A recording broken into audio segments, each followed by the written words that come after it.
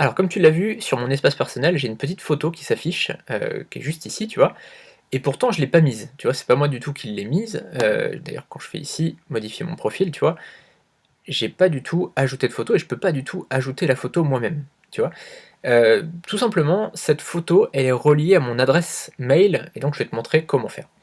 Pareil, quand je commente sur un article, tu vois? Là par exemple, je t'ai fait un test, je viens de commenter sur WP Formation, d'ailleurs l'un des blogs que je te recommande si tu veux apprendre des choses sur WordPress, et tu vois que ma photo s'est affichée, j'ai mis juste David et mon adresse mail, et donc ça s'est affiché automatiquement. Il faut simplement utiliser un service qui s'appelle Gravatar.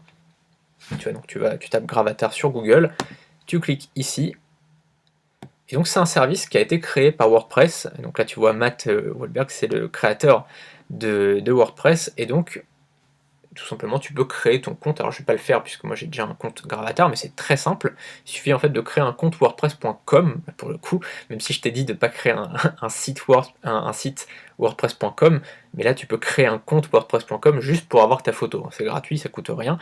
Et donc, tu as juste à mettre la photo qui correspond à ton adresse mail. Et du coup, à chaque fois que tu mettras, enfin que tu enverras un mail à quelqu'un ou que tu commenteras un blog ou quoi que ce soit, eh bien ça sera relié. Tout simplement, ton adresse mail et ta photo seront reliés.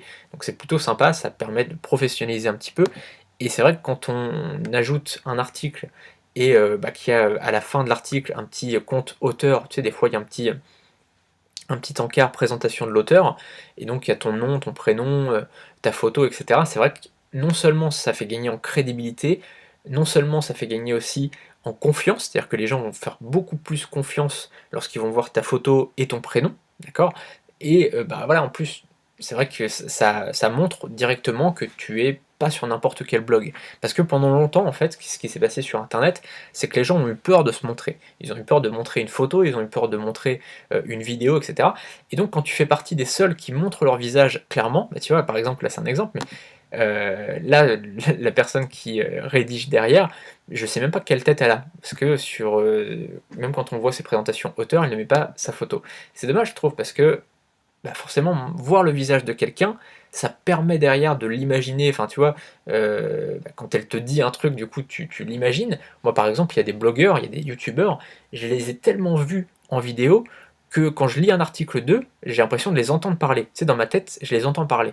Je sais pas, Jean Rivière par exemple, ça m'arrive de relire des anciens articles de Jean Rivière, et j'ai l'impression de l'entendre, tu vois, quand je lis son truc, c'est pas ma voix que j'entends, c'est sa voix, tu vois, c'est un truc assez bizarre.